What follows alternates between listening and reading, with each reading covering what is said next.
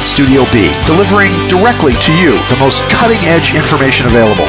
In fact, you, the listeners, have gone on to be some of our most popular radio hosts. You, the listener, offer feedback that molds our programming to appeal to our worldwide audience. In fact, you, the listener, provide us with eyes and ears on the ground to give us the inside scoop on stories the mainstream media fears to touch, reporting about newsworthy events in your area, and you, the listener, are the lifeblood of this station. And we thank you for being such a treasured member of our Revolution Radio family. And so this holiday season, from all of us to all of you, have a happy and safe holiday season, and let's make this new year a success once again together. Thank you.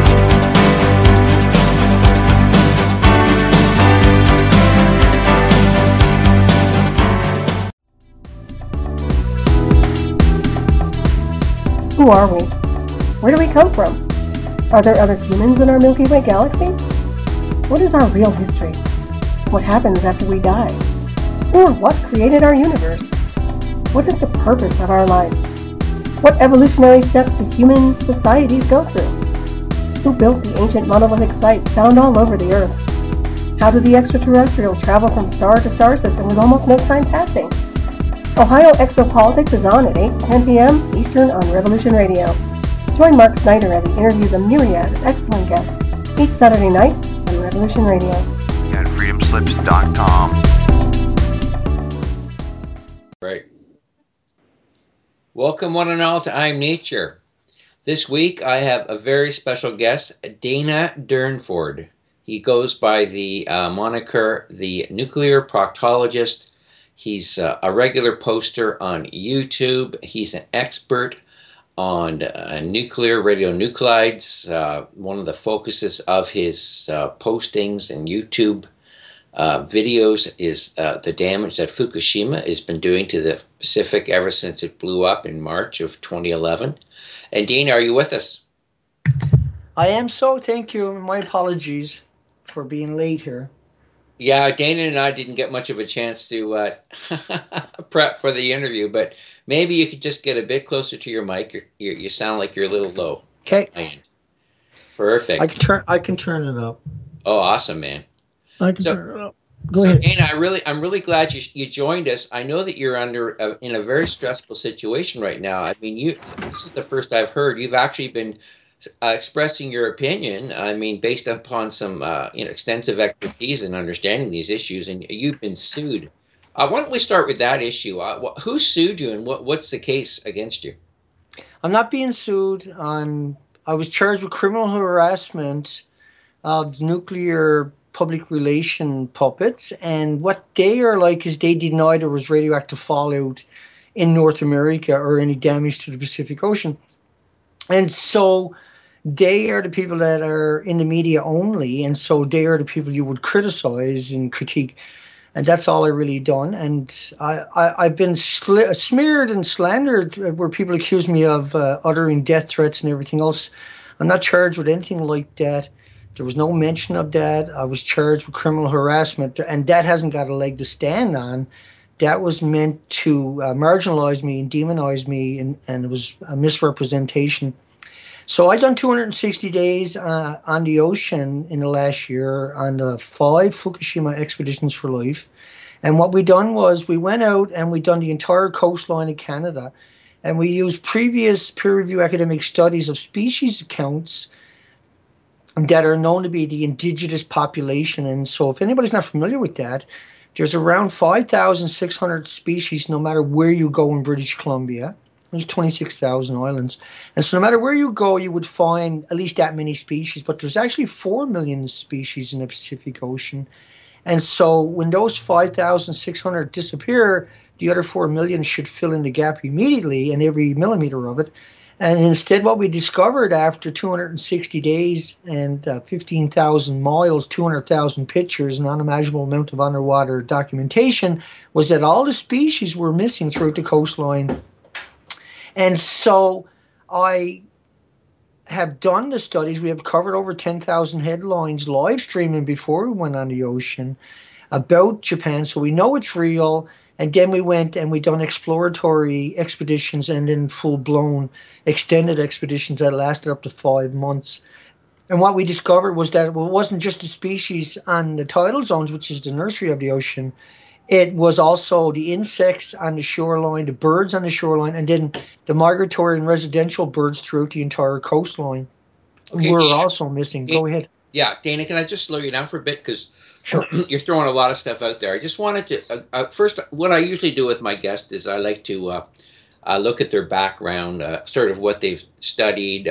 Maybe you've learned all this sort of on your own out of concern, that's just cool. I'm not a big fan of formal education myself, but what sort of qualifications do you have to talk about this sort of complicated issue like Fukushima and radiation? And the Pacific Ocean. And so I done every single industry. I come from a unique background, I think, and I bring a lot to the table in my opinion, is that I have an 8-year history in studying nuclear and also studying depleted uranium munitions in war, and that I have been extremely well known and an advocate of putting an end to the radioactive materials used in weapons. And so when Fukushima happened, I came out and explained in a 25-minute video that we had an event taking place, because what I had learned up to that point was that even in tiny amounts of stuff was extremely horrific. That's why we have terrorist laws, that's why we have nuclear waste sites, etc., etc. And so I come from a history where I've worked every industry in both oceans as a fisherman, but I also worked every industry in both oceans as a commercial diver, and that I ran over a dozen commercial dive boats in 14,000 hours underwater logged in, not counting what's not logged in.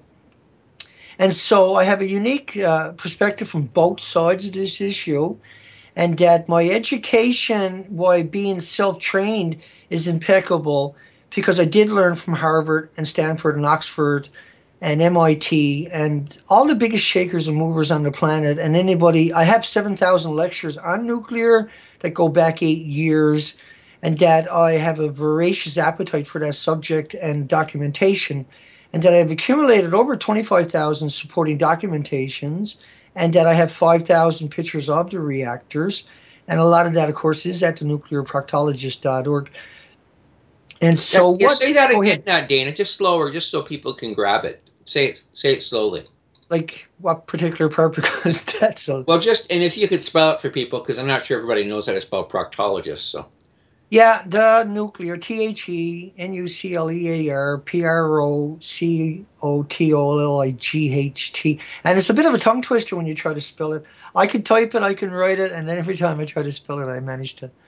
Well, it's just a tongue twister itself. Let's put it in the on the break, folks. We'll put it in the message box, the chat room of the station, and just so people know where it is. It's a fascinating site, Dana. I'm just so impressed. I just want people to know how credible you are. I think you're for real. I mean, I've been very concerned about. I was actually up at my ski chalet when Fukushima happened, and I just had this horrible feeling in my gut that something horrible had just happened, like the worst thing ever. Right. Knowing, I don't know as much as you know about radiation poisoning, but I can tell you I know enough to know that this is super important. And of all the 8 planet killers, I think radiation is the toughest one to deal with.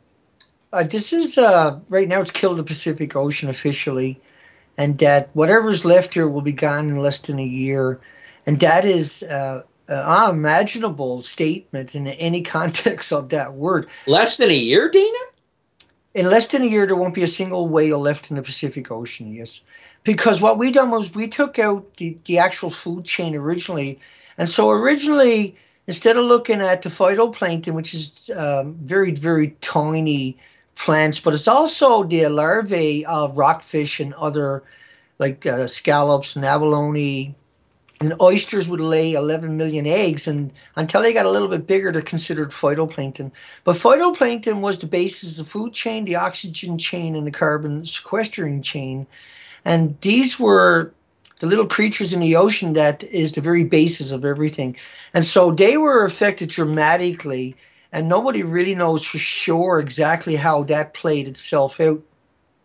But we do know that the food chain is gone, and that the krill, for instance, that the birds and the whales and sea lions and all the very bigger species were dependent upon were wiped out. And so that's why they are starving and emaciated and in such a distress at such alarming, accelerating numbers. It's unprecedented throughout the history of the Pacific Ocean. And so they starved to death. For instance, the whales recently were found that the big blue whales, the fin whales, had 4 inches of blubber instead of 12 inches, so they were completely emaciated. And this has never been seen before, where whales have starved to death repeatedly, constantly, continuously throughout the year. So it's an acceleration. Found in Chile? I noticed an article about 330 whales found dead in Chile on their Right, and that's the biggest ever discovered. We have never seen anything like that, but there's very little data about what actually happened to them. But we assume for sure that they starved to death also. There was 200 whales in New Zealand in April the 6th of 2015 this year. And so far on the coastline of North America, we have found, I've counted over 43 now, but normally every year the most you would expect to find is 8. That's an average. And the whales that we are finding are whales we haven't seen before in those areas, and that they were starved to death. And that was the same with the auklets. They were dependent upon the krill. All these species were dependent upon the krill. And the big massive die-off of sea lions and sea lion pups that has shattered every record and all records combined are dependent upon the krill when they're in their young stage. And they had went up on the rocks, and they were bags of bones, is how they're described repeatedly now over 2 years.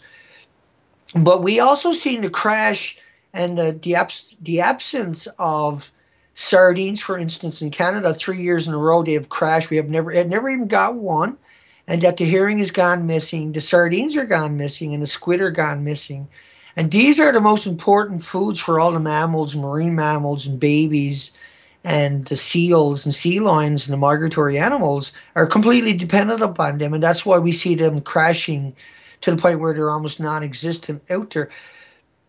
It's really something that we never dreamt for a second this could happen to us. But the reason it is happening is because Japan has 3 100% melted reactors, and anybody who's not familiar might be familiar with Chernobyl. And Chernobyl lasted 10 days, and Chernobyl was equated repeatedly since then with 400 Hiroshima bombs. Now, if Chernobyl had lasted 20 days, it would have been 800 Hiroshima bombs, etc., etc., but it only lasted 10 days. Now, even though it only lasted 10 days, you still can't eat the meat or drink the milk or sell the land in UK, lots of it, because of the radioactive fallout from Chernobyl. You can't put the land on the market, a lot of it, because of that radioactive fallout. Now, in Sweden, 2 years ago, in the south of their big lake, they opened up the fishery again that was closed since Chernobyl because of Chernobyl. And so Chernobyl, being 1/3 the size and a 30% meltdown that stopped after 10 days, was able to impact far away in European countries. Well, Japan in particular, the jet streams get here in about 3 days, 3.5, 4 days. Now, if it was just a single release from Japan, it would still be devastating. But the problem with Japan was it didn't stop releasing, and that they buried the facts and they buried the meltdowns, and they still obfuscated constantly and marginalize and misrepresent the actual implications of it. And so what's going on is that these reactors each had spent fuel pools, what they refer to as spent fuel pools on the roof of it. Now, they are missing and they have lost their inventory. And what that means to the average person is that instead of one Chernobyl, 1/3% meltdown, and something that stopped after 10 days and it was only 1/3 the size, it wasn't just the reactors that are 3 times the size of Japan, it was the reactor cores that were stored above the reactors.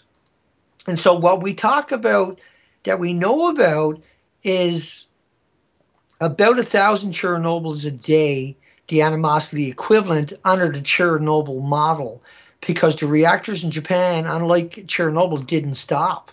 And so they are hemorrhaging directly, but we got more problems because we are spraying a massive amount of water on this fissionable product, and then we are washing that into the ocean. And so reactor 3 in Japan, in particular, was 2 million times worse than any current reactor on the planet. It was using what they was known as mixed oxide fuel, or MOX fuel, MOX. And what that is was the death sentence for the Pacific Ocean, where they took missiles from silos that were already unstable and already went through a chain reaction 40 or 50 years ago, reclaimed the plutonium, reclaimed the uranium, and put it through a chain reaction again. And so when these rods go through a chain reaction, we often hear about iodine 131, we hear about cesium 137. But the biggest producer after the chain reaction is a product, an isotope, a radionuclide known as curium. And curium is 100% man-made and is extremely dangerous, and there is no known use for it. And that studies on beagle dogs and beagle puppies for 35 years by Dr. Raymond Gilmedy from Loveless Respiratory Research Institute in New Mexico in 1986 had showed that curium was just as deadly as plutonium or the uranium or the americiums that they were testing, killing dogs with. And so it's definitive that the majority of what we should be looking for is curium, not cesium and not iodine. But once again, the enormity of it would be that you need 2,000 Geiger counters calibrated to 2,000 radioactive isotopes and 2,000 people trained to use each one of those Geiger counters to look for those specific isotopes on the coastline of Canada or North America or Pacific Rim nations in order to determine what is there and how much of it. But because the industry has taken control of the testing and has claimed that there is no radiation, but has alluded that all the fish now have strontium and cesium in it, and that the Pacific Ocean is 100% contaminated, is an extraordinary conflict of words. And so we are at a crossroad now where the Pacific Ocean is dead, and that is confirmed at my site because the 4 million other species didn't recede the coastline. And so we need, as a unit, as this planet, to come to terms with this, to accept this, and then only then can we find a way forward. If there is one, I don't know at this stage, because the other side won't even admit that we have an issue. But it's just the public people that are doing that. There's endless amount of supporting documentation that this is a real issue. Go ahead. I'm sorry, Brian. Dana, let me just say something that it's going to help people. This is shocking. I mean, it's just beyond belief that something this dramatic could happen. Yes. And it's not being reported by the mainstream media, or actually not even that well known in the alternative media, to be honest with you. No, that's true. Very true. I've tried to get radiation experts on, and quite a few of them have said no, they won't come on. They don't want to talk about how bad things are. So I'm good for you for having the guts to stand up and tell the people the truth. I mean, good for you. Not just gonna. I was speaking with a friend who lives out there. He's a geoengineering kind of guy, and he's although he's concerned about radiation too from Fukushima, and he said he was a friend of his was on the shore one day. He lives in California, and he said that the EPA was out there I guess a few months ago, and they took some tests, and they said the test results were so high that they got real quick back into their truck and took off. And the guy said, "Well, what are you doing?" They said, "Oh, the results are really high. We're getting out of here." Wow. I mean, this is right. real. This is not, but none of this stuff is publicly known. But this is not made up, folks. No. I mean, no. We have this is 25,000 supporting documentation. I'm not going to say what you're saying is absolutely true, Dana, but I'm telling you, folks, I hear you. This situation in the Pacific is extremely dire. Whether it takes a year to die, Dana, or 20 years. I mean, this situation is bad.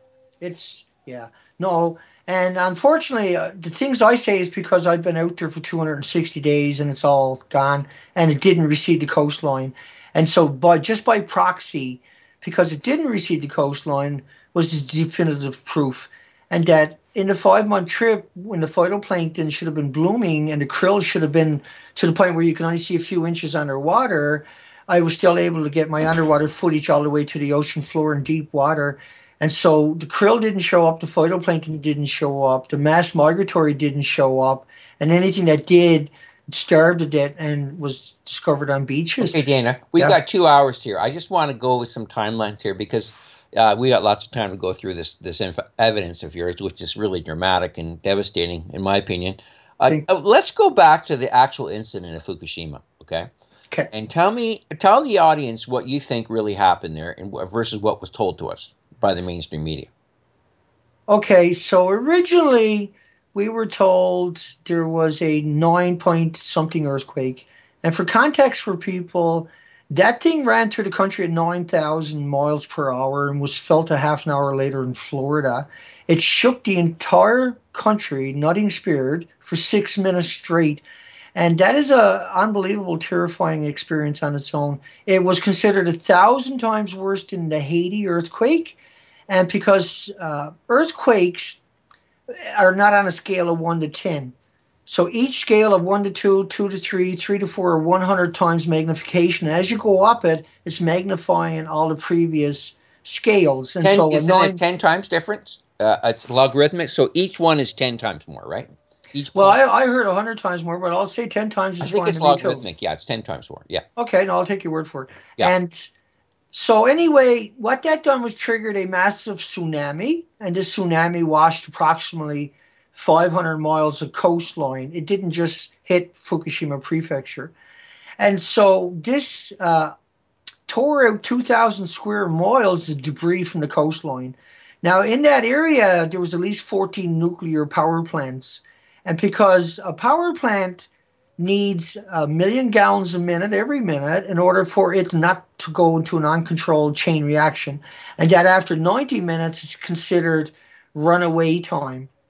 Now, that tsunami came through the country and it lasted a lot more than 90 minutes.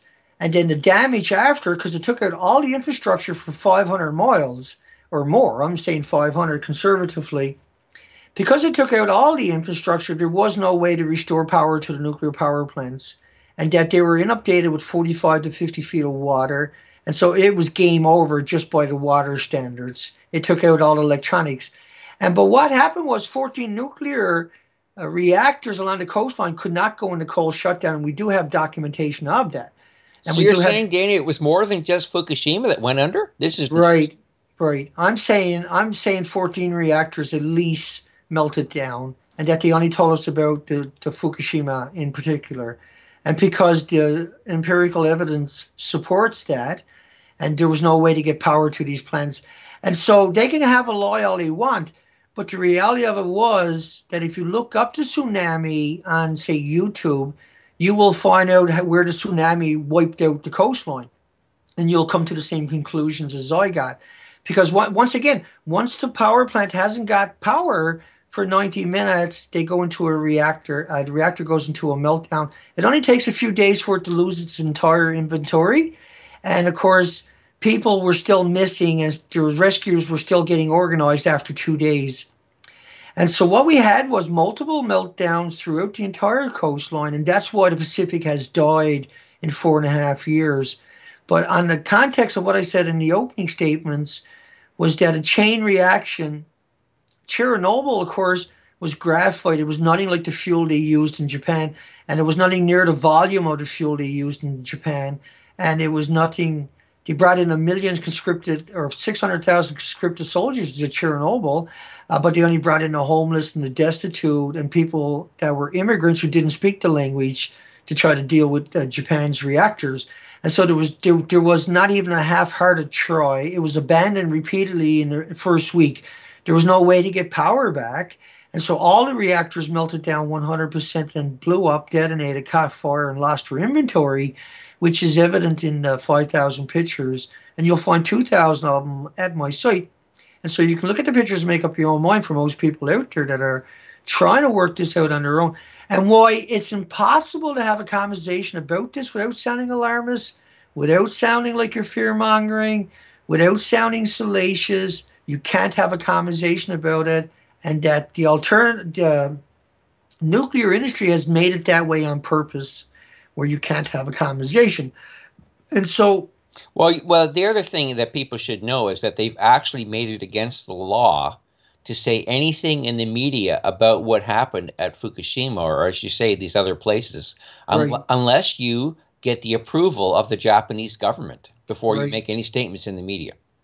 Yes, and I got to get approval from a provincial judge before I can make any videos defending myself. Think about that one. And so far I haven't been able to defend myself because I can't get permission to defend myself. And so I've been beat up by the Globe and Mail, which is Canada's biggest newspaper, CBC, which is Canada's main media, and the Japanese Times, and many other people that are pro-nuclear have come out and eviscerated, accused me of uttering death threats, and alleged that I was charged with uttering death threats when I was charged with criminal harassment of nuclear PR, which is public relation line machines, which is, that's the way it goes, you know. If you can't criticize people, and I didn't threaten anybody, is the most ludicrous thing imaginable for people to be saying that I did when there's no proof of that.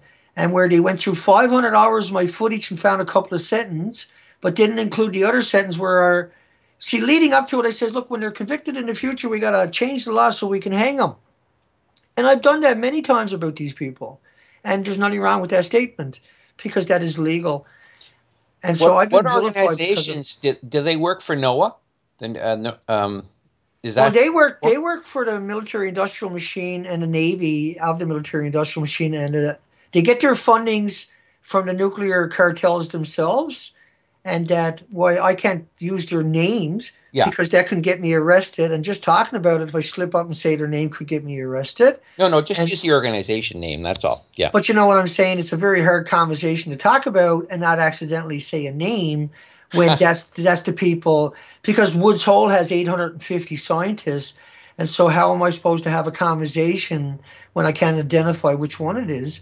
And you know what I mean, right? The average person has no context for what I'm talking about, and I can't give it to them. Well, what is Woods Hole? Just explain that to people. Woods Hole Oceanographic Institution is supposed to be a independent marine biology, some type of research or activism center.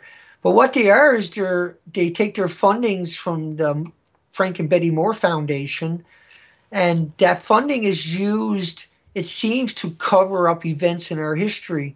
And for instance, Woods Hole was the people who told everybody that the BP oil spill using Corex was benign and innocuous and harmless, and that people could go ahead and eat the seafood. It wasn't a factor. But when you actually look at the toxins, dioxins that are in that Corex, which is what they sprayed out to aggregate the oil from the BP oil spill, it is extremely toxic and is well known. And so they also were the people on September 11, 2001 who came out and said the dust, the asbestos dust from the buildings that had came down weren't harmful. And now we know they are because the first responders have died in droves. But the Woods Hole Oceanographic Institution were the people who come out and told everybody that it was okay, that if your apartment was full of that dust, it was okay to bring your loved ones back in there or your children, and no harm could come to you. But now we know that's patently absurd. And so Woods Hole seems to be really entrenched in any kind of corporate accident. And they're the ones they call upon to go tell everybody that there's no harm done and that there will be no side effects to the population or animals or insects or waterways or estuaries. And so they were rolled out for September 11th or for Japan's accident. And the people, they got their funding throughout their career, the ones that are spokespeople from the nuclear industry themselves. And for instance, the Globe and Mail was the one that broke the story. Now, the Globe and Mail, if you go there and you type in Fukushima, all you get is uranium stocks. And every week they got 2 or 3 articles on uranium stock going up here, uranium stock in Canada going up there, you new uranium mine here in Canada there, you should buy stocks in it. And so this was the most disingenuous way imaginable, but they are the biggest media in Canada and the most effective one. And that they didn't bother mentioning that I had made 15,000-mile expedition and that I had showed an extinction event, that they put me out there as a lunatic, and that they even but stated in their headline that I was calling I was death threats, and when I wasn't charged with anything like that, just criminal harassment. And it's kind of like a badge of honor for any kind of activist out there in one sense where you finally got where's that at now, Dana, in terms of this whatever you want to call it, being sued or a legal action against you? Well, I'm not being sued. I'm charged with a criminal with a crime under the criminal code of criminal harassment. And so right now we have 2 court appearances in, and that I have to go to a 3rd court appearance, and that I still don't have a lawyer, and so there's not a lot of things I can say publicly about that, because I'm not allowed to defend myself or allowed to talk about the majority of the aspects of it, and then the stuff left I can talk about does not have no context because of that. And so I have been silenced in every shape of the word, and that I had to take down 300 of my 1-hour presentations, because somewhere in that mix was 6 1-hour presentations where I mentioned these people's names. And how many, just get back to that again, how many presentations did you make? I had 3. I have a lot more than that, but there was 300 where I might have mentioned their name, and if I didn't take down the videos with their names mentioned into it within 24 hours, I was going to be arrested again. And so there was no way to get through 300 hours of presentations and 1-hour presentations.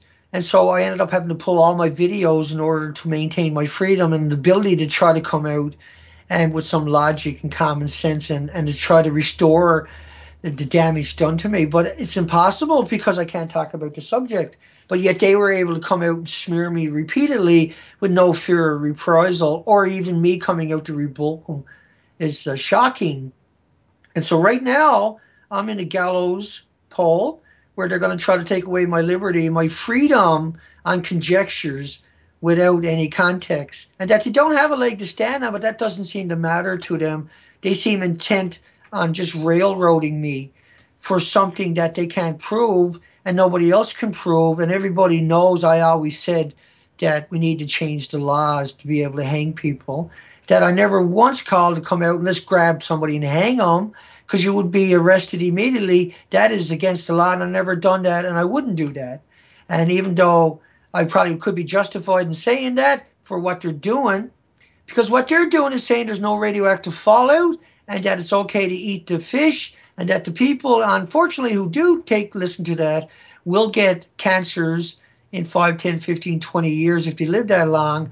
But there's 1,800 autoimmune deficiencies that show up, like Alzheimer's, dementia, diabetes, heart diseases, respiratory problems, long before cancer will manifest. And so people will end up liquidating their assets and not understanding why or how they become ill. But it was from eating fish because they were lulled into believing it.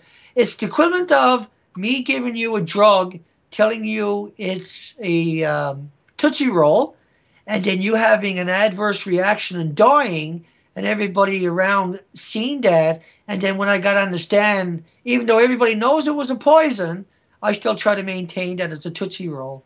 And that the autopsy showed I didn't give him a Tootsie Roll, I gave him poison, but yet I still insist that it was a Tootsie Roll. And so it is ludicrous that they think that they can get away with poisoning my country and the people and the animals around this planet by continuing to cover it up. I went out and, like I say, done 15,000 miles of coastline, and unfortunately I showed an extinction event, and there is no way to remedy this, and that the 4 million species didn't receive the coastline. Therefore, we are looking at something extraordinary that humanity should never have to face, and that this is on our watch, and is our obligation. We were obligated under the Bill of Rights, the Constitutions, the Magna Cartas, to hold these people accountable. That is our obligation as citizens. Okay, Dana, let's just go back a bit. What's your situation now in terms of living situation? Are you incarcerated? Are you somewhat, quote, free? I'm somewhat free.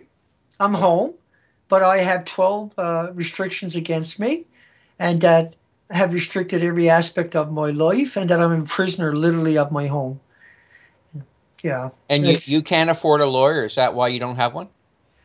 Well, I'm raising money, but people have come out and attacked me and told everybody not to donate to me or help me.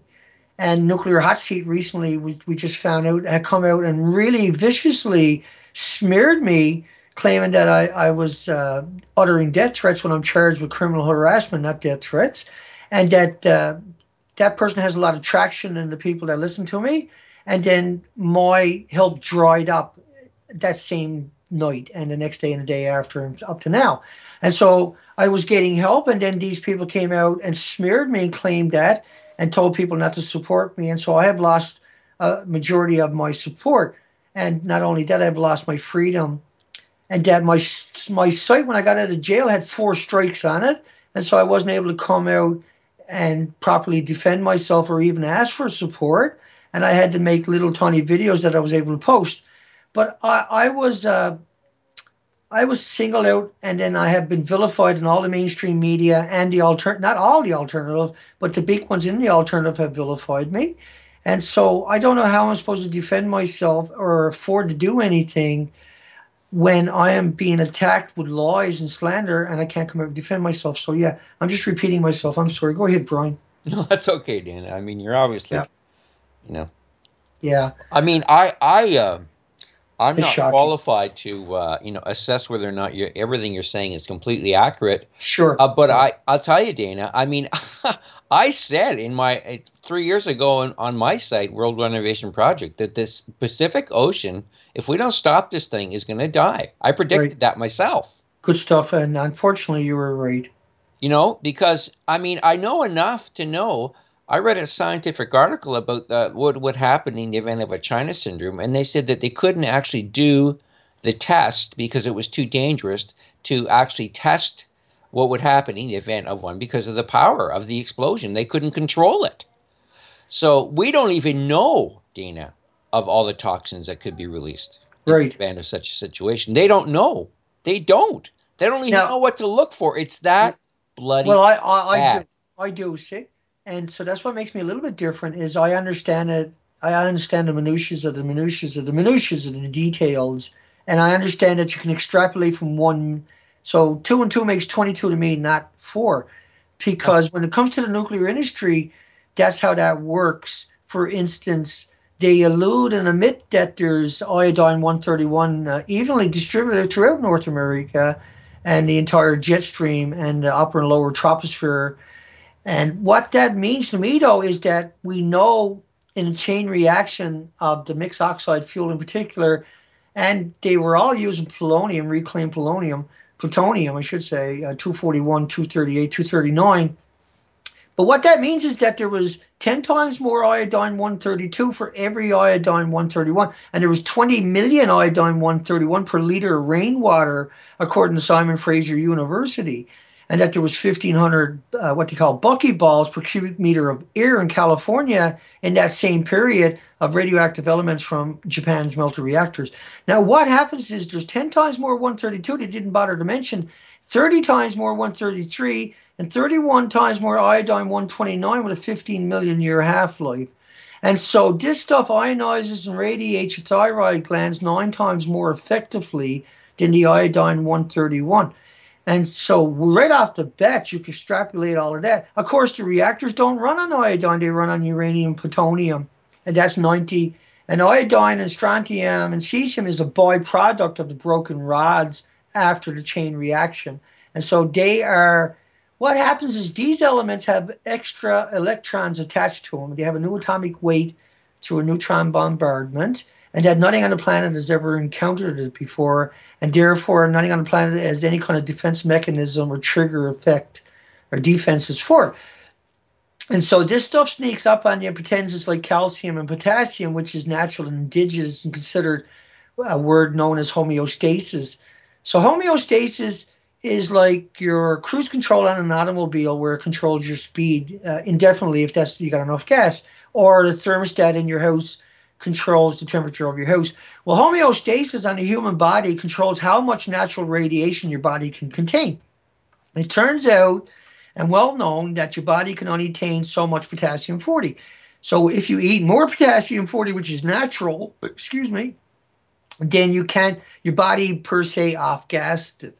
But if you consume iodines or cesium or strontium or americium, plutonium, or any of the 2,000 elements coming out of Japan's melter reactors, then that sequesters in your organs, in your muscles, in your bones, and starts emitting ionized, radiating burst every second, which is known as atomic decays. And that will go on indefinitely, and that your body will attack that with white blood cells. And so the white blood cells will displace the oxygen in your oxygen molecules in your blood. And so you will feel lazy and lethargic and weak and disoriented. And that's what happens when you get drunk. When you're drinking alcohol, you displace the oxygen molecule to the point of there's not enough oxygen molecule to sustain you. And so you start staggering and you become, it gets rid of your inhibition because you're not thinking rational. Well, the radiation is in your body, like alcohol is gone the next day for the better part of it. You're lucid again. But the radiation stays in your body, keeps accumulating, and your body will attack each one of them for 20 years or so until it builds a sarcophagus around it. We call it a tumor. But in that period, because of the lack of oxygen, the pH balance of your body is completely out of whack. And now your body's susceptible to the 1800 autoimmune deficiencies. And that is why it works the same way with insects and animals and marine life and birds and everything else. And so that's why we've seen the devastation working against them, where they become susceptible to all kinds of pathogens and viruses, even though nothing has been identified. The claims have been made that this stuff was what caused the die-offs, was that they become susceptible some way or another. But that is the default of having the radiation in you. And so when you're getting a shower, you absorb about 3 liters of water. And so the fish are absorbing it that way also, and the mammals and so when you took out the bases of the food chain, the other animals were cannibalizing each other. And then now 4.5 years later, there's very little of them left. I think there's about 1% to 1% to 1% to 1% of the species left is what we're seeing. And that's the only ones they're reporting on.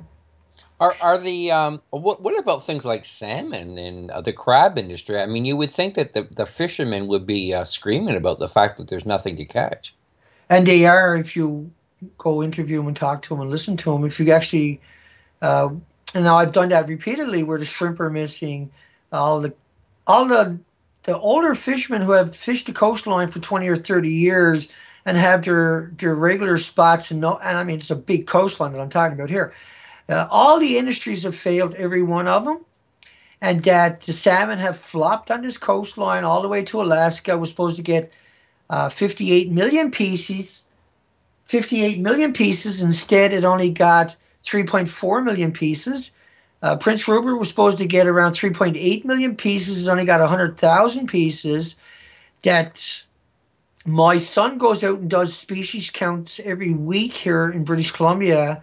Where are you living now in British Columbia, Dana? I'm in Powell River, British Columbia, and we're what's called a Sunshine Coast. And that how far up you from, say, Vancouver or Whistler? Vancouver, say for instance, it's about 150 miles, 200 miles or so, I guess. Okay, so you're up the coast a bit. It's 2 ferries away. It's about 6 hours that way by ferries. And well, I just want people to know that you're in the right spot to be doing. I'm right on, yeah. I'm right on the ocean now. Like, once again, 260 days, and we've done the entire coastline in a 24-foot Coast Guard Zodiac, an ex-Coast Guard Zodiac. We put an aluminum cabin on it. We have all the equipment on it. We have a small Zodiac on the roof of it, and we use that to go to the beaches every day. We hit around 6 islands a day where we get on the beaches. We take 1,000 to 2,000 pictures with the GPS coordinates of the coastline. And the last expedition was number 5. I covered the west coast only, every 20 nautical miles. We spent a night and then done a low tide zone. And during that period, we were at the lowest tides of the year.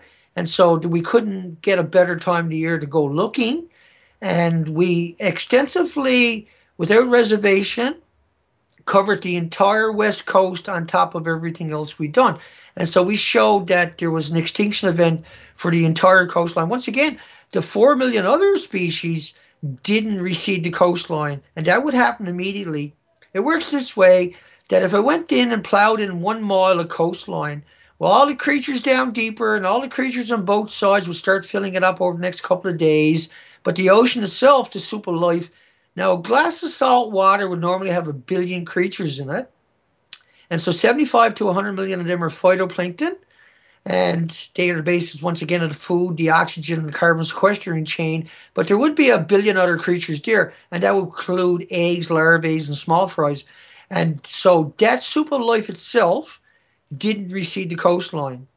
And so that, by definition, is an extinction event.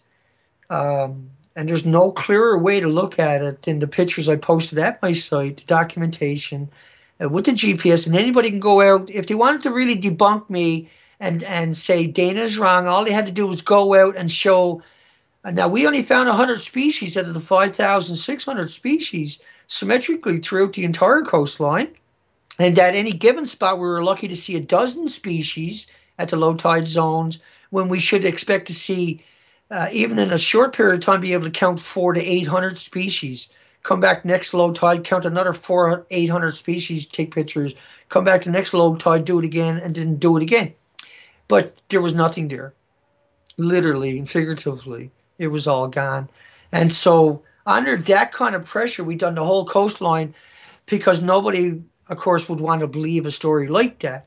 But how can you not believe it when I done the entire coastline, and that the smear campaign against me is meant to take away from what I done and to sow seeds of distrust about me, when I am 100% honest. I don't hide away from anybody. I answer every email, every phone call, I do every interview, and I stand tall before everybody that there is no flaw in anything I done, and that if anybody can go out and show that I was even a little tiny bit disingenuous or dishonest or misrepresenting it, I'm willing to take my entire site down, and I'm willing to take all the equipment I got and donate it to charity on a drop of a hat, literally, in order to just to have a conversation about it. I'm willing to give it all away, because what else am I supposed to do? Dana, are there others doing the same thing you're doing? Is there anyone else who's confirmed what you've discovered, or what you're asserting within the anti-nuke movement? No, no, I'm a loner, but I went throughout the entire coastline, and it took 260 days, and so I made videos throughout the coastline showing documentation. You paid all your expenses. Nobody funded you to do this. No, I was funded by people from all over the planet. The whole expedition was crowdfunded, and that we put this whole operation together and funded in increments over 260 days, and that I never came home. Even when I ran out of money, I stayed there and raised the money, then continued on with the expedition till we had the entire coastline done, because there was no way that I was going to not do that when we had an extinction event. There was no way I wasn't going to have that documentation. And, we hoped against hope. Now, I hung out with the dive fleet for 2 months, the commercial dive fleet of British Columbia, who I am an ex-diver, and I know these people very well. And so I hung out with these people, and I watched them come to terms with because they live in that environment all day long. Now, I do the low tide zones. And so what we discovered was that the first thing they told me was that they admitted they were seeing a lot more tumors on fish than they were used to, but they were still going by what they heard in the media. They admitted, of course, because they had no choice, that the species were missing.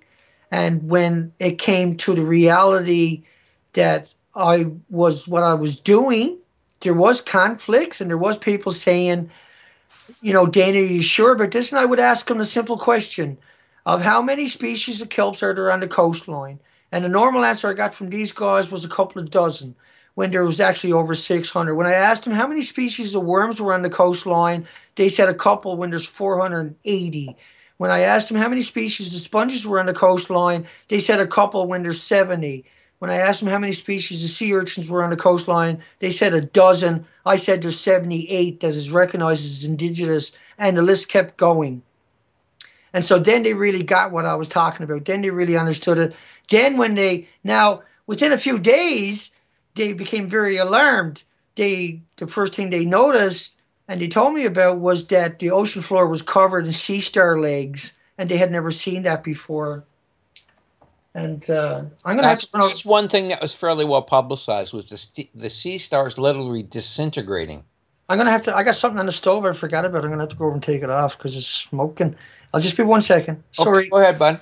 Go ahead. Dana's just got to do something, folks. But this is incredibly dramatic. What he's telling us. It's up to you in terms of whether or not you want to believe it. I find it, very plausible, based upon what I know about the incredible toxicity of any sort of nuclear meltdown. I've been against nuclear power since I heard about it 40 years ago, and yeah, this is wow, incredibly devastating what Dana's talking about, and it sounds to me like he's done his homework. He understands the issue inside and out, and wow, I hope we can find a way to help him with this court case. We'll get into that in the second hour. Okay. So yeah, I just filled in a hole for you for a bit, Okay. but no problem, man. So let's Just burnt supper. going. Are any of these divers that you hung out with, are they willing to testify in court on your behalf? I asked him on video. I'm sure if I asked him in court, they'll testify. I don't think that matters. I don't think court is about that. Court is about trying to frame me. I don't think it's going to make it to court personally. I can't see how they can win the case. I can't see how they got a case, and that they came out and smeared me because they didn't have a case, and they used it to take down 300 of my presentations. That's my take on it. But nevertheless, I still have to get a lawyer. I still have to go through the process or you can be arrested. And once again, I went down to court to my second appearance in Victoria. It was 12 hours altogether because of 50-mile-an-hour winds. And when I get into the courtroom or the courthouse, my name is not on the roster to sit in front of a judge. And so 2 minutes before I'm supposed to be in front of a judge, the police officer who filed these erroneous charges against me, Constable Steve Crux from the Sandwich Police Department, RCMP in Victoria, British Columbia, Canada, approaches me and asks me to have a lawyer. I said no. And he said, would you like to come down to the police department and do a video interview? And of course I said, no, I got to go see a judge. I'll be arrested. And he said, that's not to worry. He said, I haven't filed it with the judge yet. And so they got me all the way down there to see the judge on my second court appearance, but never filed it with the judge. Then they had the power and the ability to go in, file it with the judge. I had to go in and see the judge, and we set another date for December the 16th. And so, yeah, I got to raise money. Okay, that's a good place to take a break here, folks. Dana's going to come back, and we're going to discuss more of this horrendous situation in the Pacific Ocean. Thanks for listening to I'm Nature, and thanks a lot, Dana, for coming on. Okay. Back soon. We can type the box, bud. Welcome back to I'm Nature. I'm your host, Brian Porter, and this is the time in my show where I usually put a plug in for supporting this amazing platform, Revolution Radio, freedomslips.com. It's a listener-supported platform. We have some of the best shows on the planet on this double-scheduled A and B platform. We've got 80 different hosts. We need your support, folks. And what I usually recommend is that people look at getting the archives, $5 a month. Even the poorest of poor can afford $5 a month, folks, to support this incredible platform. And I've had amazing guests on, and I think Dana's one of the more shocking ones. What he's reporting now is just beyond a belief. But I encourage everyone to do their own research. Check out his site. Listen to what he's saying. I mean, he sounds very credible to me. So, but I leave it up to each person out there to make their own decisions on the fate of the Pacific Ocean and what's happening right now. So, Dana, are you back with us? I am. So, thank you. Okay, great. Yeah, so we're talking about this legal situation you're in, and so do you have a site where people can go and help you if they feel I'm certainly very concerned about what could happen to you. I certainly don't want people who are expressing important views on pivotal issues that affect the rest of this planet to be gagged by anybody. What can the listener do to help you out? Well, if people want to donate, you can donate at thenuclearproctologist.org. See a donate button, and if you don't see it right away, it'll be under contacts. You'll see it, and you can donate with credit cards. You can donate at PayPal. You type in my name, Dana Durnford, at hotmail.com, Okay, and you'll find that let's it's spell nuclear that for me. proctologist. It's DANADURNFORD at the nuclear or at hotmail.com. You type that into PayPal. And so yeah, it's a struggle, and we still got a long way to go. We're producing a documentary at this stage so that people can see the whole picture as it's being as you know. That's the problem where who can possibly go out and take the same pictures as me? Who's going to go to those same spots? Who's going to, organize and put something together to go out and see if I'm right? And so if nobody does that, um, will I get any traction? Because the problem being is that we have an extinction event playing out. And so on one side of it, I know where people are coming from, but on the other side of it, they have to understand that we don't have time to play games or fool around or wait and see how this plays itself out. We have just enough time to get busy and try to come up with solutions. Because the Pacific is dead, and once again, I can't deny it, and I understand where other people can reject that. I have no issues with that. I know where they're coming from. Trust me, I didn't. That's why we done the entire coast, was to make sure before we produce a documentary. And you So would have. you focused on the coast in Canada, or did you go all the way down, like say into California? No, we done the Canadian coastline, and so if it's happening here, it has to happen everywhere else. The ocean would recede itself. See, and so for it not to recede itself meant the whole ocean was gone. So it's not just the coastline of Canada per se; it's the actual whole ocean that has to die for that to happen, and so therefore the ocean has died. But then again, it's not hard for me to say because I went out and experienced it for 260 days, and I documented it all at my site. And there's still a little bit left to go up, but the story is well told. There's four expeditions are up, and quite a bit of the last expedition is already up. And then I got hacked just before I got arrested, and had my major computer that I used for blogging destroyed, completely destroyed. Couldn't even replace the hard drive, and that I had like I said, 4 strikes on my account when I came out of jail. That when I got out of jail, I didn't have no strikes, but a few hours later, I had 4 strikes. So that debilitated me. That neutered me from being able to come out and defend myself. And I'm having a hard time with my audio at night for some reason. And it's hard to say whether I'm talking or not. I can't. I can hear you, bud. Okay, good stuff. I heard you that time. Yeah. And so, I understand where everybody's coming from and how skepticism is typical for any kind of story, but we are talking about an extinction event. And so skepticism has to be proven efficiently and fast, right? People need to come out and debunk me or need to come on board with me, one or the other. Dan, have you approached any of the mainstream media? I'm sure you have, and nobody will report on it? I actually contacted every media throughout Canada originally, and nobody even got back to me. Not a single reply. And that the mainstream media only puts up to 2 people that I'm accused of harassing.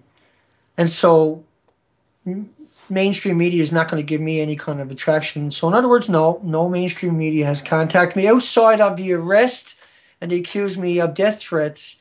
But when I'm talking to them, they don't mention that. And so they didn't even quote a single sentence out of my interviews I done with them. Like I done CBC, the biggest media in Canada, and the Globe and Mail, the 2 biggest media in Canada, and they didn't quote me at all. So I've been hung out to dry, obviously. That's not going to hold. That's not going to work. It's not going to stop me from getting back up and running. And by tomorrow, I'll have 3 sites. I have 3 of them right now, but they're not finished organized until tonight or tomorrow. But I'll start live streaming hopefully tomorrow at 3 different sites at a time while I'm live streaming for 1 hour. And slowly over the next couple of weeks, I'll have that up to full speed, and I'll probably increase it to several hours because we are in desperate times and we need to have a conversation about it. And I don't feel like being silenced when it comes to an extinction event. I find it repulsive that this is happening to me. Hi, Zoe. Yeah. Yeah, it's it's hard for people to absorb something that's bad. I mean, this is like the Pacific Ocean is the biggest ocean in the world. And I think most people realize that it's connected to the other oceans. Yeah, I just had to get my doggy. You know, all the oceans are connected together. What happens, you know, let me explain this to people, that we got documentation showing the plumes going right across the Pacific continuously. So after about 45 days, the whole planet was covered in Fukushima radiation. After 3 days, North America was being hit. After 7 days, it was already to Iceland and Greenland. And we have modelings from France, from the Norwegian Institute of Air Research, from Switzerland, from Australia, from the Canadian governments, showing these plumes. But the models that they used only included a couple of the elements and only a couple of days releases from one reactor.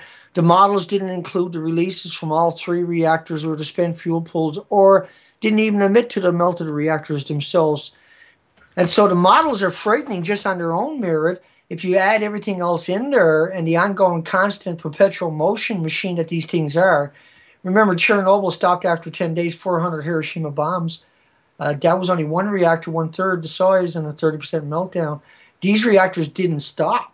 And so under those numbers, we're looking at about 500,000 Hiroshima bombs worth of radioactive fallout. But all the particles are hot particles. Now, explain to people how this stuff aerosolizes so it gets actually into the atmosphere. Yeah, it's killing, you're saying it's killing the ocean, but is it not also killing us and the land? Let's get real here. Right. And so the reactors detonated, caught fire, blew up, detonated, caught fire, blew up. The chain reaction doesn't stop, so it consumes everything around it on top of that. So like a rock or rebar or steel or cement or I-beams or something that falls down on top of it, it's around 9,000 degree Fahrenheit temperatures. And so that atomizes and aerosols everything instantly. Now, a gram of this stuff will produce more radioactive atoms than every grain of sand on every beach on the planet. That's enough atoms distributed to kill every creature on the planet, just a gram of it. Each reactor had around 5 million pounds in it. It had 3,800 assemblies. Each assembly had 80 rods. Each rod is 12 feet long and weighs 18 pounds. And that a pound of this stuff will kill everybody in 1,500 people in the theater in 20 minutes.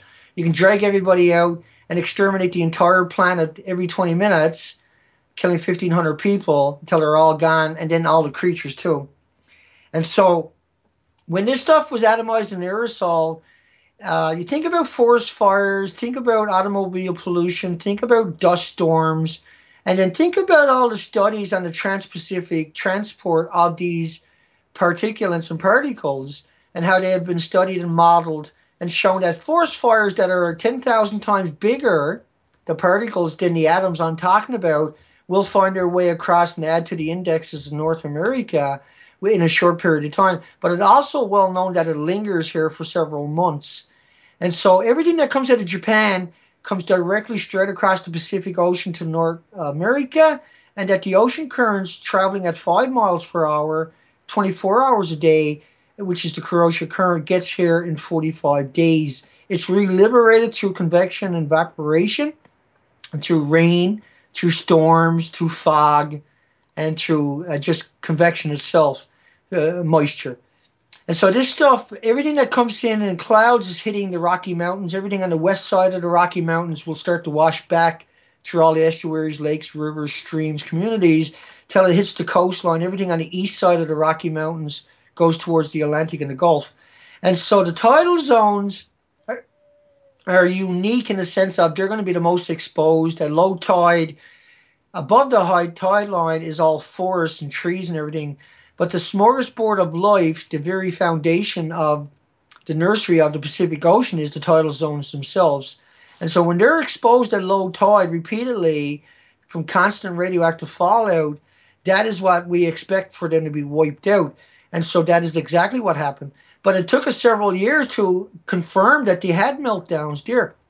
If you go look up Harvard, Stanford, and MIT, and I've covered that extensively, on March the 14th, 15, and 16, respectively, you find out that they admitted that all the reactors melted down and that all the spent fuel pools caught fire.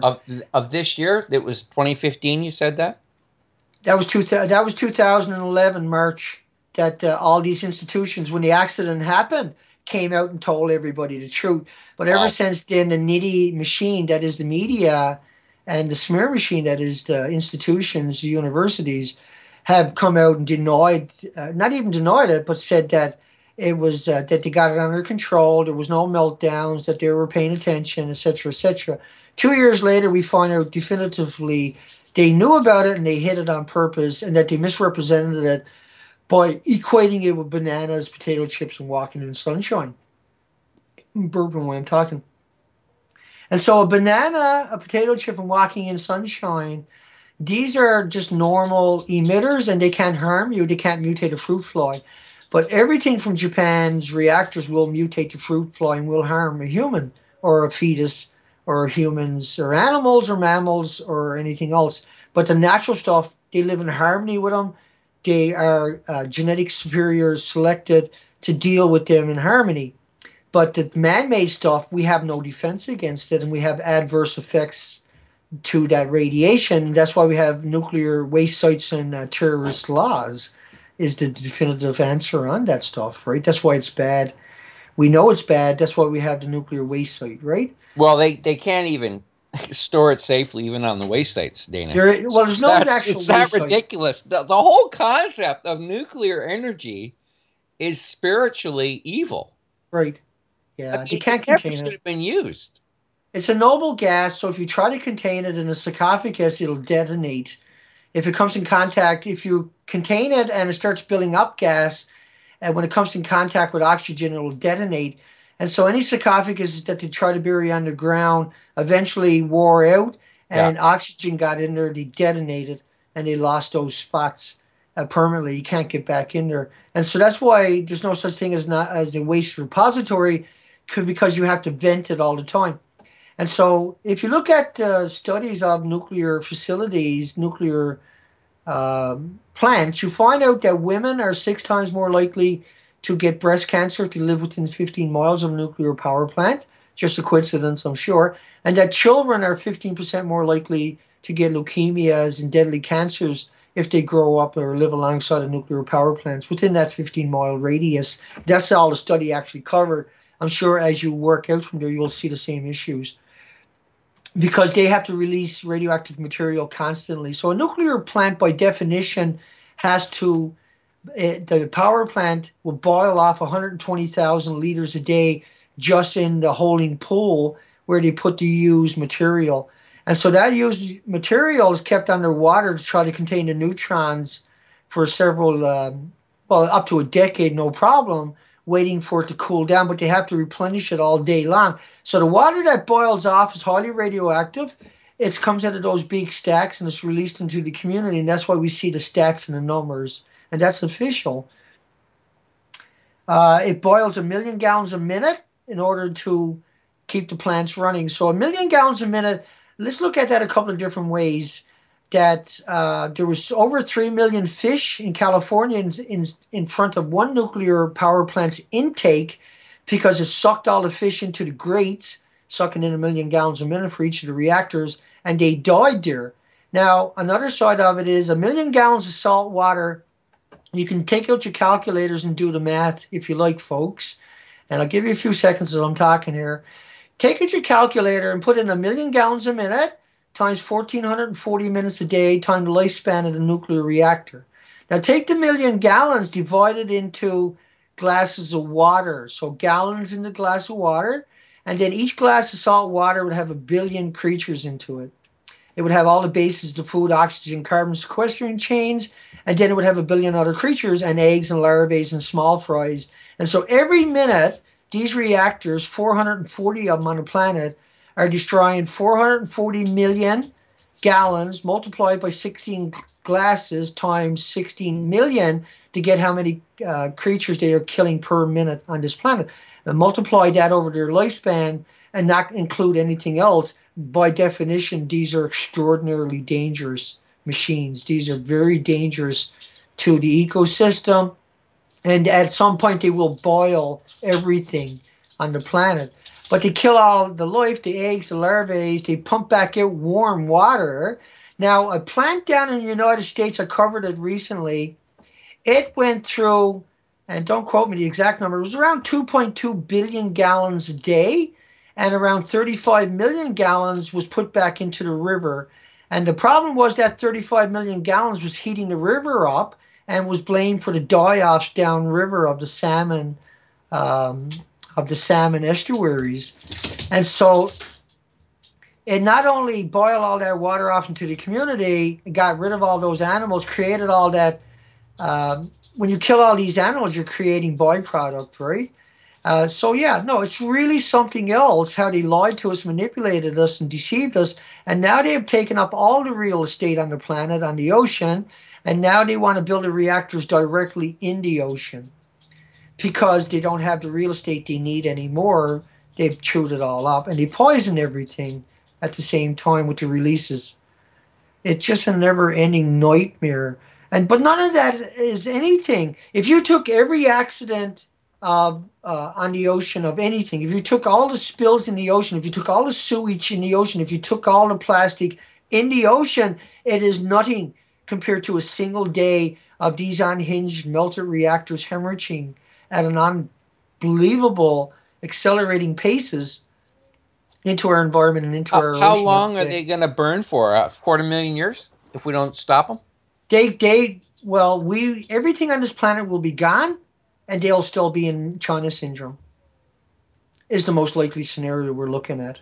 They will exterminate everything, bear nothing on this planet. And once again, you can't have a conversation about this without sounding alarmist, without sounding fear-mongering, without sounding, like you're crazy or something, because it really, truly is exactly what I'm saying. And I don't make simple mistakes. Yeah, you've got a good scientific mind here. How long, if we don't stop Fukushima, have you done the calculation on how long life will continue to exist here? By what we're seeing, I would say 7-8 years. To studies that I use and studies that are vetted and verified and shows what the effects on mammals is. And the doses we got, for instance, they evacuated 7,500 communities in Russia in the Techa River in the 50s permanently. 7,500 communities for a lot less radiation than what we see. And so Dr. Raymond Gilmany from Loveless Respiratory Research Institute is one of many people that killed mammals and animals for extended periods for many decades. And his studies show definitively how this works on the mammals, and that all the dogs in all the studies died within about 4 years. And so in the human population, that would be 28 years. But that was just a single exposure. We're bioaccumulating. We have it in our water, in our food, in the air we breathe, everything we're touching. We are absolutely 100% polluted, contaminated permanently with this stuff. And there are solutions. There are ways forward. And why they might sound far out at this stage, if you think about it or not, is that we have 4,350 peer-reviewed academic studies every day on this planet published. And that's Elsevier, Springer, and Wiley, the three biggest publishers on the planet, gets the copyrights for free to all of our academics. But nevertheless, it shows the horsepower this planet got in just North America. And so if we were to take all these institutions, look at it this way, if we had a meteorite coming at us, what would we do? We had a meteorite coming at us that we say, this is a killer. This is going to take out the entire planet. We would have 4,350 peer-reviewed academic studies every day on solutions and way forwards and ideas, right? But we don't see that for this one because we won't admit it. And so it's a genocide is what they're carrying out against us. This is not an accident. They can't maintain government, or they can't maintain control for more than another year or two, because this is out of control already. We have an extinction event playing out in the Pacific Ocean that is on its very last legs. There's no way to stop this. That Pacific is a goner, and it will be dead 100% in less than a year. And the proof is already there, of course, because it didn't receive the coastline. And so one of the ways forward, because we're in such dire scenario, is to dump GMO immediately. And I don't know how your listeners are familiar with the GMO, the genetically modified creatures that we Well, have. I think most people don't like GMO, yeah. Right, so we need to get rid of that because of the glyphosates and the formaldehydes, toxins, and dioxins that are engineered directly into the DNA. And so what they do, formaldehyde and glyphosates prohibit your body from uptaking nutrients. And so one of the suggestions I got as a sign of good faith is governments could distribute natural seeds, get rid of GMO, distribute natural seeds to every community through their mailboxes, and encourage everybody to plant natural food everywhere. And that will sustain the life that is left, and including the humans, the animals, the insects, the birds, and the very foundation of life itself. Because natural food has nutrition, it has carbon and magnesium and iron and cobalt and calcium and potassium that your body absolutely has to have, where GMO has that engineered out of it and is replaced with tiny parts per million of stuff that's really bad for you. What I've been advocating growing in greenhouses too. And ideally, you would grow everything in a greenhouse. Ideally, you would dig down 10, 12 feet into the ground, and you would put a greenhouse roof on that. And so you can grow all year long because you're down below the frost line. And that is vital that people start doing that. And that anybody that thinks that this is a game, or this is Dana's taking it out of context or blowing it completely out of proportion, need not go no further than look at my site and see there was an extinction event, that the ocean didn't reseed itself, and that if you look up that kind of literature, you'll find out that what I'm telling is true. If you look up the literature from the mainstream media about Fukushima, you'll find out the connotations of bananas and potato chips, walking in sunshine, dental x-rays, getting on an airplane, sleeping next to somebody. And these are the misdirections, these are misrepresentations, and these are harmful and dangerous, and these have to be dispelled and have to be put to rest immediately so that people can have some kind of context of what we're dealing with, and that the industry can't maintain what it's doing any longer. It's losing control, and no one trusts them anymore because they have done that for 70 years. And these are the same lies for 70 years, and they're telling you the same lie today. But now what they're saying is there is no adverse effects or harm from man-made radiation. And then the next day they have headlines of drills from terrorist attacks, afraid the terrorists get their hands on some of it. But we have thousands and thousands of headlines at my site in chronological order. If you scroll down to the bottom of the page, any page, you will find a couple of hundred headlines, and you can learn yourself what I'm talking about and what it really means. It won't take you long. It's just that you don't get a chance to see those headlines in that context or hear those headlines or be able to discuss those headlines, and you won't hear it in the media. What they'll tell you is just two people, one from Woods Hole, one from UVic, and I can't mention their name or I go to jail, and I might go to jail for just what I said. But nevertheless, how do we have a conversation about this? And that it's irrelevant, Dana. The Earth is going to die if we don't deal with this stuff. So right, and then I got to give you credit for coming out and being honest. I mean, I've been so concerned about this for a long time. And you have every right. You were there before I was, and so was everybody else that's out there in the activist community. But I won them all over. I won them over because I'm sincere, I'm honest, and I have that history, and I have that in-depth understanding, and that I have the fortitude to stand for what's right. And what's right is that we stop ignoring it immediately. We declare a mass mortality event for the entire coastline, and we do the same thing as we've done for the Tetra River, where they evacuated 7,500 communities. We evacuate 1,000. Is not, and I mean, people are going to lose their entire life savings. They're going to lose their monetary. They're going to liquidate their assets if possible, and that is not my fault. That is not my doing. But what I am trying to do is save them and give them loved ones, their children, their friends, their families, and themselves an opportunity to get out of the way, to get out of harm's way, because the people that we put our faith and trust into have abrogated those responsibilities permanently, and that there is no way we can trust them again. That we have Health Canada went out on the 18th of March and seen the gigantic plumes, and that had modeled that out but refused to tell the children not to go to school that day when the plume was coming through, is an absolute betrayal of academics and our governments in every context of that word. I was actually skiing in the Rockies a week after that happened. I was getting snowed on every day. Yeah. And so the radiation aggregates to the snow better than it does to the rain. There's more points to the snow for it to aggregate. And that's how radiation comes from the troposphere. Usually it rains out, then it turns to snow if it's in a colder environment as it comes down. And then it aggregates even more. But that has long been known that the mitigation for France, for Canada, for the United States in a nuclear accident is to go up and chemtrail the sky to knock the radiation out of it. That's exactly what they've done over Chernobyl for many years and continue to do, is they go up in airplanes and helicopters and spray an aggregate that will adjuvate to the particles, to the isotopes, to the radionuclides, and will bring them down. This is why they're creating a drought. I put this in my my intro to the interview on my site. I said, I think I know now why they're creating a drought in California. Well, if you look at how pollution normally came over from Asia, forest fires, automobile industry, and everything else, you would see that adds about 30% to the index of California for a couple of months during the peak of the season, because it lingers over there.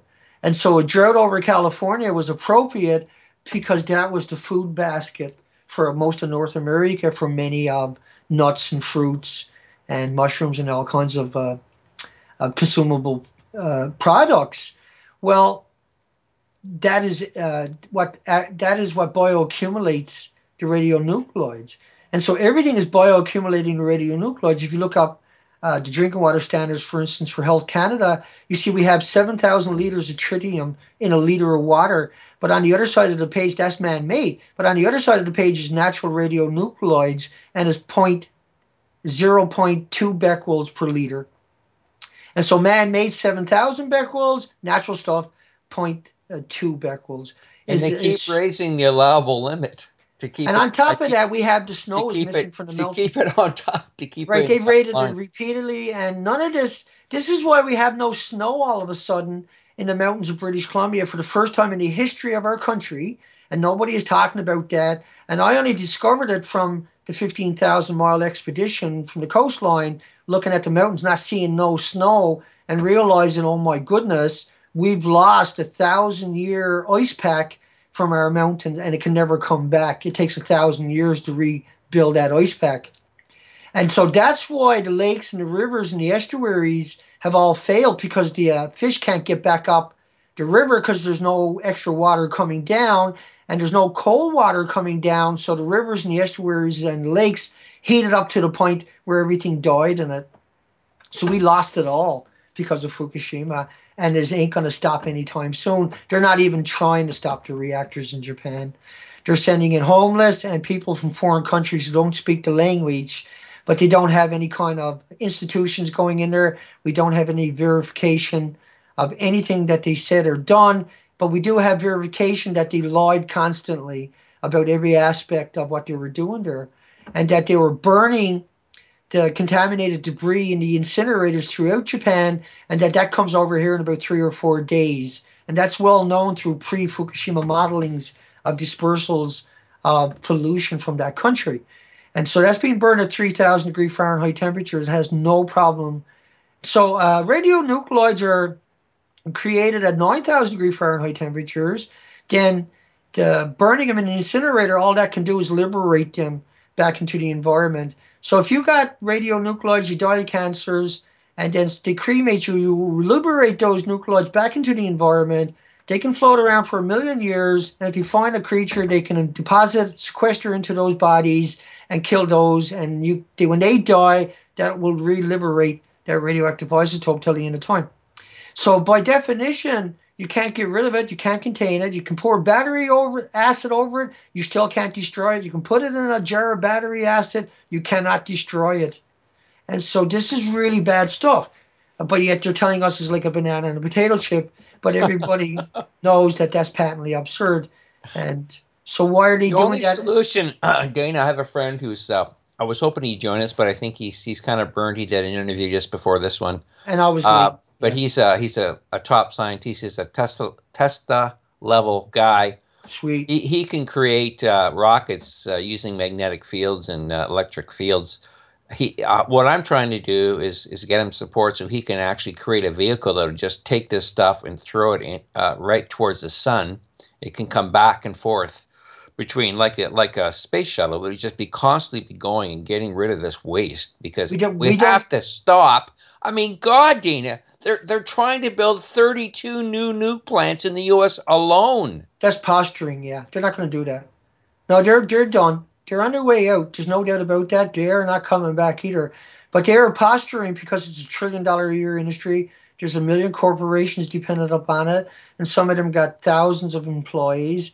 And that the average nuclear employee gets around 120 to 150,000 a year, twice to triple what the average person is making for any other job.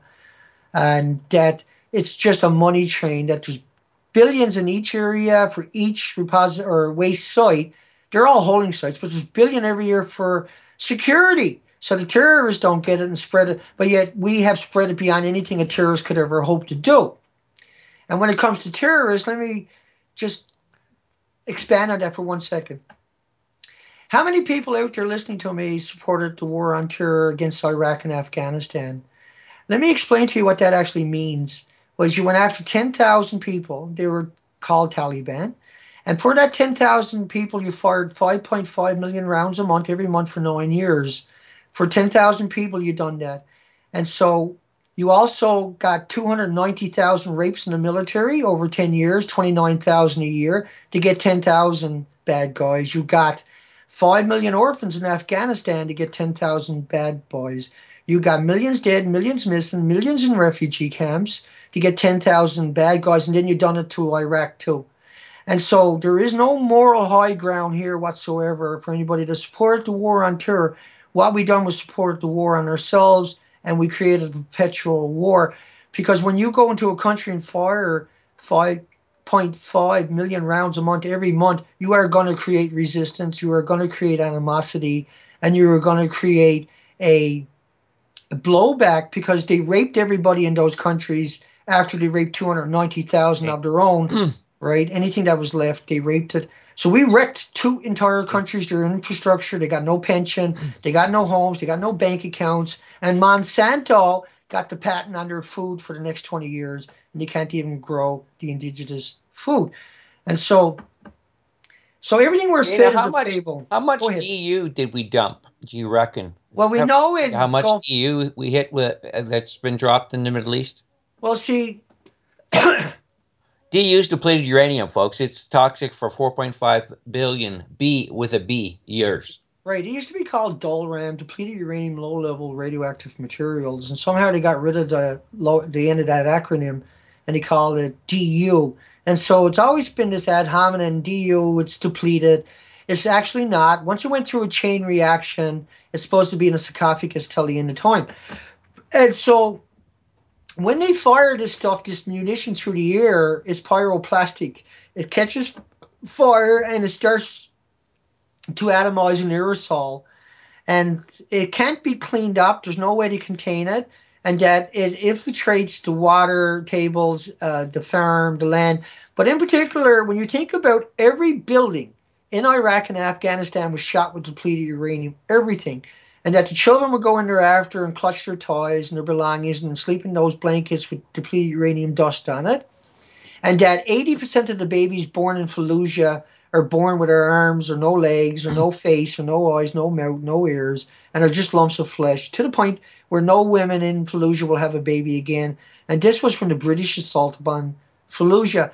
But all of Iraq and all of Afghanistan is continuously polluted, has been continuously polluted for over 9 years with depleted uranium. Most of those munitions came from McAllister's bomb manufacturer, McAllister with an A in Oklahoma. That's a community of around 1,800 people, and all they make is dirty bombs. Each one of these depleted uranium are the equivalent of a dirty bomb. And that if I took one of those Abrams tanks, for instance, or the A-10 Warthog, all it shoots is dirty bombs. The A-10 Warthog can shoot 1.5 tons a minute, and that's the animosity equivalent of 42,000 Nagasaki bombs worth of radiation being released into the environment in increments over time. And so this stuff is really, truly out of control what they're doing and what they've done and what they're trying to cover up, and that there's no way that they can bury what they got done, and that they are obviously under death throes and they're intending to take us down. And so, because the way this works, humanity's last stand started 4.5 years ago, but we're only understanding that right now, and that we have to unite, and that who are we to destroy? Like, I can understand wanting to kill the human species in one sense, and I don't know if I can explain that, but I don't know if I can justify it, but I'm just going to say I can understand it. I can't understand why we would kill every other species, the other 8 million on the planet. I can't reconcile that, no matter what I try. I just can't. It's an abomination. It's Dana. It's a spiritual influence. It's in the Bible. It's called a satanic energy, dark energy. Right. It's been ruling this planet for 6,000 years. A guy named Einstein came along and said, "Oh, I discovered something a way to release energy at a subatomic level." He should have never told anybody that he had done this. He should have kept it under his hat, or whoever. I guess Einstein created the theory, and the Manhattan Project created the reality. But these are the people. These are the evilest, in my opinion, the most evil people who ever lived here. Are the people who actually found a way to create an atom bomb and a nuclear explosion. And they knew when they done it. Yeah. Oh, yeah. They were aware. They knew they killed animals for the last 70 years with this stuff, and the animals never survived once, and they never tried to cure the animals in the context of what they could have done, and they didn't try to come up with a cure or a solution to what that issue was. And so they're still doing it today, and there's no doubt. And I have that documentation, and I cover it all the time. Plutonium's named after the devil, the Greek devil. Right. Right. I mean, come on, folks. It's man-made, and it's 1/1,000,000th of a gram will kill you. And it might take 5, 10, 15 years to do you, but it will, once you got it in you, you're walking a dead person for sure. It will get you. Well, it's my theory that what they did when these reactors went is that they created stuff they don't even know what it is, and it's even worse. I mean, right. What you're saying about the Pacific being so, I mean, this is the most biggest body of water. It's unimaginable how big this thing is for most people, and all the life in there, all the species. You're saying they're pretty much gone. We're down to 1% to 1%. Yeah, Dana, that's one hell of a toxin, or a variety of toxins. That's brutal. That's because you had multiple reactors. It wasn't just the one. And so throughout the coastline, with a tsunami, ripped up the entire infrastructure for 500 miles. And so if you go look at all the plants they're starting up, or say they're going to start up, they're on the east side of the island, the inside. They're not on the west side, the outside island. I'm sorry, they're on the west side of the island, not the outside, the east side. And so the open ocean side was destroyed by the tsunami. 50-foot wave at 600 miles an hour, inundated. And I mean, people just go to YouTube and look for a tsunami, and you'll see what I'm talking about. It was a wood chipper, went through the entire coast, and there was nothing could survive, including nuclear plants. They hit everything else, and that if we had people out there with the education, I'd be happy because I wouldn't have to exist.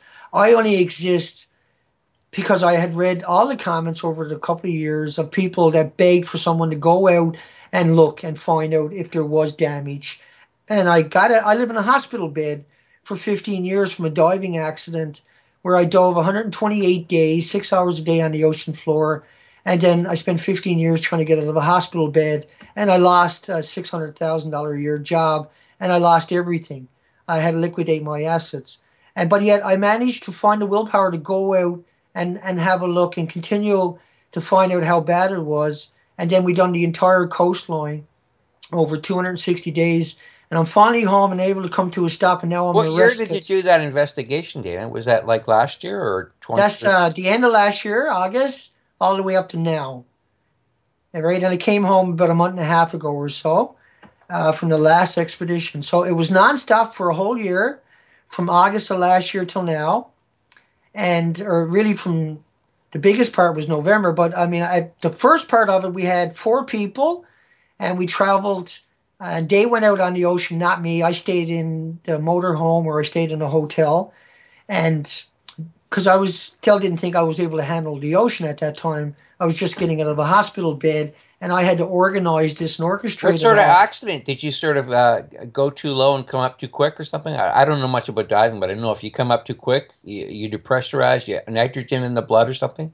Right. So anybody that is diving, or anybody else, well, repetitive diving is what I was doing. 128 days on the ocean without coming ashore, and I was diving 6 hours a day, saturation diving, in the Pacific Ocean on the ocean floor each day. And so I had 128 days of steady diving. And so every day you're adding onto that table of yesterday's dive and what's the residual nitrogen left in your system and how many hours can I get in tomorrow. And so it was extraordinarily complicated. It's the most difficult diving, the most demanding. It's 2 marathons on the human body every day. And I done that for 128 days, and I don't remember what happened to me, and I don't really remember much. Only that that was a career ender, and I had to learn to stand up and walk all over again. That took 15 years, and that I can barely do anything right now. And the only reason I'm even walking and even a little bit now is because I had lost my wheelchair overboard in a major storm I got caught in on the ocean by myself during these expeditions. I had washed up on rocks and done thousands of dollars of damage. In the Charlottes, I went into Queen Charlotte City. It took 6 days to repair everything, and I headed back out and continued on with those expeditions. And that has happened to me several times. And so at great cost, I have persevered and got that data and is up at the nuclear proctologist. Are and you I'm saying stuck that, Dana, you did this exposition in a wheelchair? right. Holy Now, cow. yeah, that's why. And I had a Zodiac for up at the beaches, this little tiny one, and with an 8 horsepower in the back of it. And so, yeah, I've done everything. You get like people can't even conceive what I had to withdraw upon to see this through, to even get it started, to even go out and finish off the first expedition, and that I I am only now, a year later, able to finally come to a stop, but now I'm under arrest. Now I have 12 restrictions. Now I can't even talk about the subject in the proper context, and that I feel threatened and that I am attacked relentlessly in the mainstream media. But yet my evidence stands for itself. My history stands for itself. My whole narrative stands for itself. That there is no holes in my narrative. There is no weak links in my narrative, right? You don't have to mention people's names to get the word out. I mean, what you've told us today is pretty devastating. So you're saying that if we don't stop Fukushima, that the Earth could be dead, the whole planet, in 8 years. Or less. And that's pretty devastating. And that is a fact, though. The Earth is probably done. What you can't kill the Pacific Ocean, not to mention what's going to happen to the rest of the oceans as all water is connected together. But you can't kill an entire ocean in 4.5 years and not expect the repercussions to reverberate throughout every other aspect, and it has. The insects were missing on the coastline. When I was going through all these islands, there was no insects bothering me. There was no birds chirping on those islands.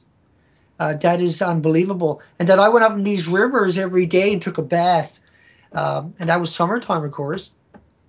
And that I wasn't harassed. I didn't find spider webs on top of that.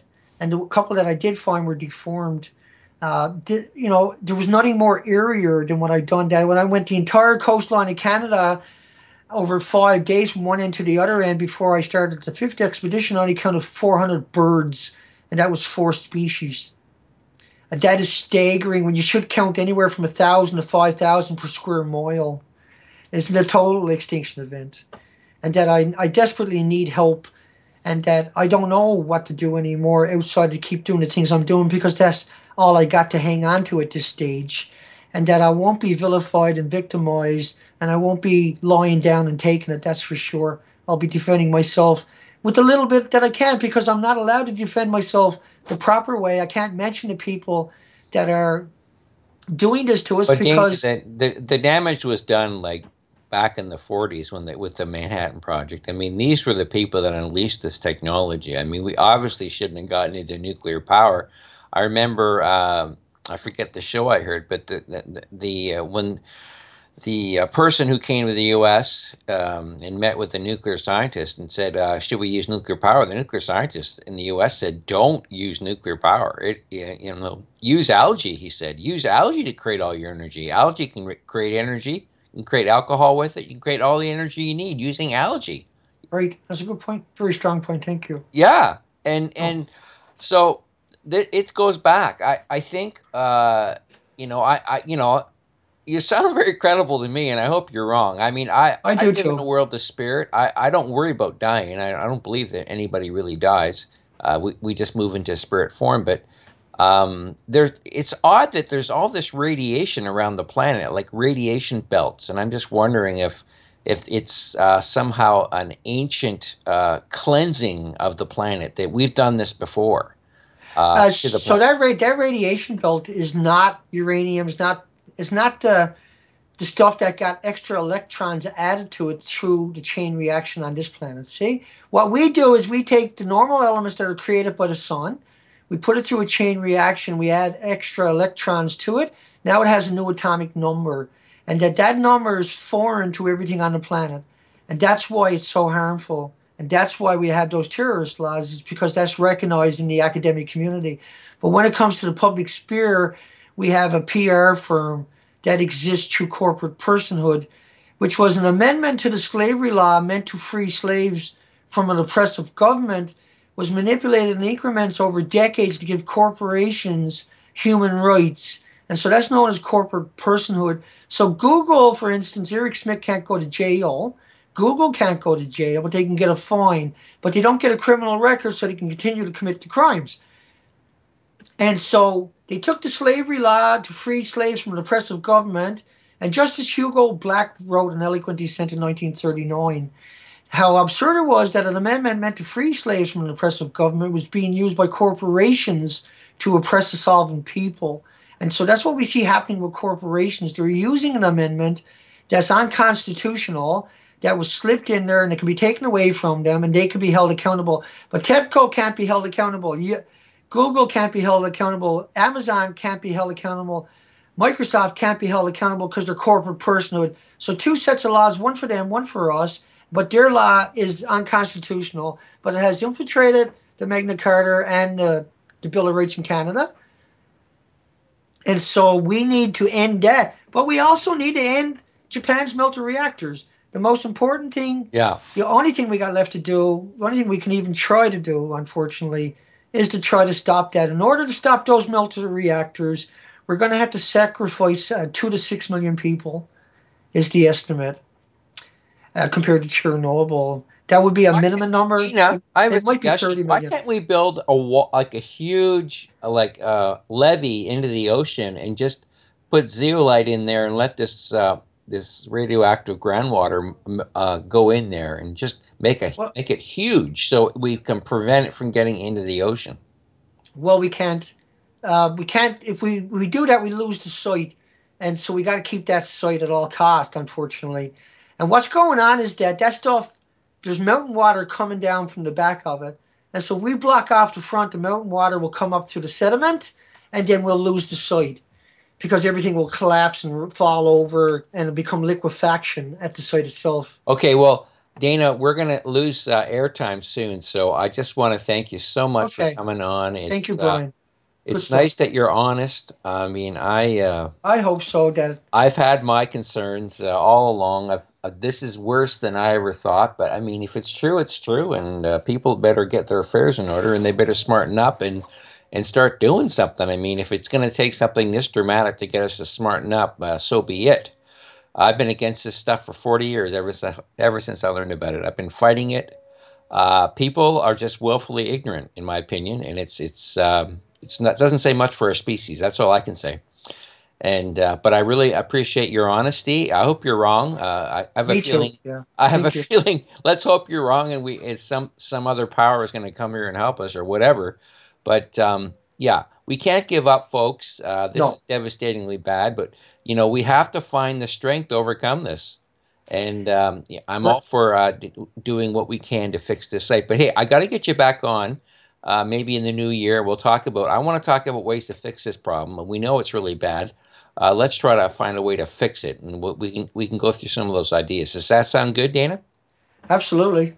That's what we got left. Yeah. Yeah. Let's keep chatting. Hopefully, we can chat offline too. And hang in there a bit after. We'll try to schedule in for another interview. But this, folks, I mean, whether he's what he's saying is absolutely true. I mean, Fukushima has to be stopped.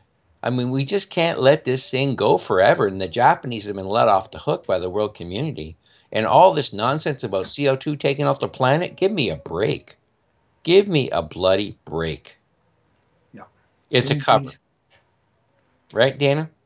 Well, we got to admit that we got a problem. And until we admit that we got a problem, there's no way forward.